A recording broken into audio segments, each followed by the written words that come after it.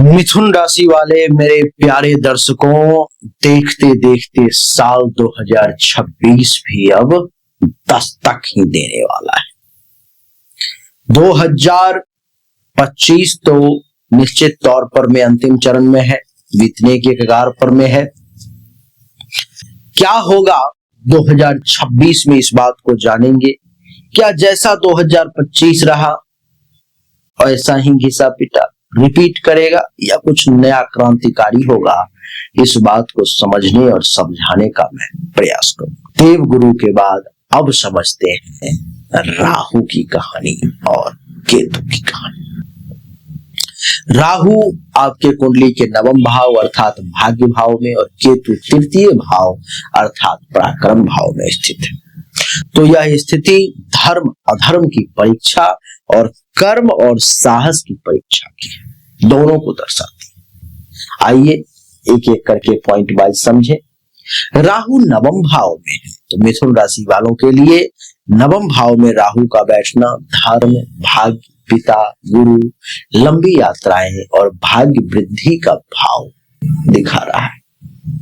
भाग्य में उतार चढ़ाव के योग है। राहु यहाँ आपको भाग्य के भरोसे नहीं रहेंगे।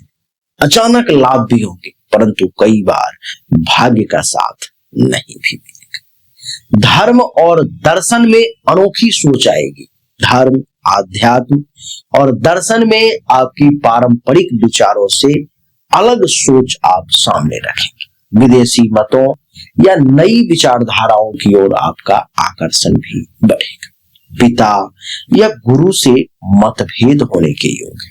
पिता या गुरु से वैचारिक मतभेद भी संभव है। कुछ मामलों में दूरी या गलतफहमी भी हो सकती है। विदेशी यात्रा या विदेश में भाग्य उदय के योग है। राहु का नवम भाव में होने से विदेशी यात्रा, विदेशी भाषा या विदेशी संस्कृतियों से आपको लाभ का विशेष योग है। उच्च शिक्षा में रुकावट या दिशा परिवर्तन के योग राहु बना रहा है। शिक्षा के क्षेत्र में अचानक बदलाव या विषय परिवर्तन हो सकता है। पंचम दृष्टि प्रथम भाव पर में पड़ रही है, अर्थात यहाँ पर आपकी सोच रहस्यमयी होगी। आप अपनी पहचान को लेकर के प्रयोगशील रहेंगे। आत्मविश्वास और व्यक्तित्व में आपका आकर्षण बढ़ सकता है। सप्तम दृष्टि तृतीय भाव पर में यहाँ पर भाई बहनों के साथ मतभेद भी हो सकते हैं। पराक्रम, साहस बढ़ेंगे और कई बार गलत दिशा में आपके पराक्रम और साहस का प्रयोग हो सकता है, ये खर्च हो सकते हैं।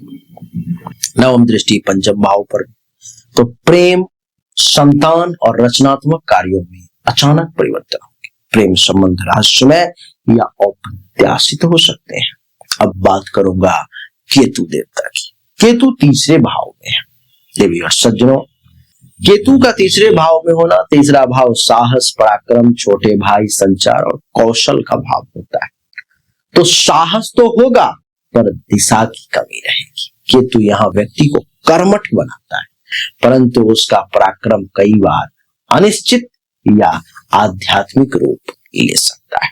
भाई बहनों से दूरी या उदासीनता देखने को मिल सकती है। छोटे भाई बहनों के साथ संबंध सामान्य या दुरुस्त हो सकते हैं।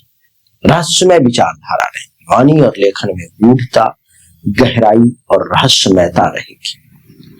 मानसिक एकाग्रता के योग, आध्यात्मिक ध्यान, साधना, योग या ध्यान में आपकी रुचि बढ़ेगी। पंचम दृष्टि सप्तम भाव पर है, जो दर्शाता है कि संबंधों में दूरी या कुछ अधूरापन का एहसास रहेगा। विवाह या साझेदारी में एक प्रकार का भावनात्मक शून्य आपको महसूस हो सकता है।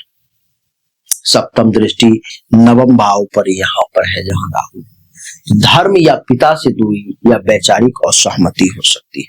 पुराने धर्म से उबकर नई आध्यात्मिक राह पकड़ी जा सकती है। नवम दृष्टि एकादश भाव पर है। दोस्तों और सामाजिक मंडली से कटाव या सीमित जुड़ाव दिखता है, परंतु जब भी जुड़े गहरे संबंध बनते हैं तो फिर बनते हैं। अगर मैं राहु और केतु के संयुक्त फल की बात करूं नवम और तृतीय भाव में होने के कारण, तो ये आपको कर्म योगी बनाता है, भाग्य से ज्यादा कर्म में विश्वास रखना सिखाता है।